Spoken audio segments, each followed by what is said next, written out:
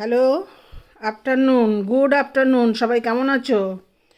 দেখো, আমার লাঞ্চের জন্য সব কেটে কুটে জোগাড় করে রেখেছি। এইগুলো সব রান্না করব এখন আমি। একটু দেরি হয়ে গেছে আজকে, আমার কাচাকুচি ছিল সকালে।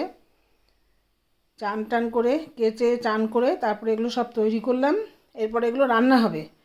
এখানে হবে ট্যাংরা মাছের ঝাল। এখানে বাটা রয়েছে টমেটো পেস্ট, আর রসুন কাঁচা লঙ্কা পেঁয়াজ দিয়ে একটা পেস্ট করা আছে, আর ধনে পাতা কাটা আছে। এটা দিয়ে ট্যাংরা মাছের ঝাল হবে।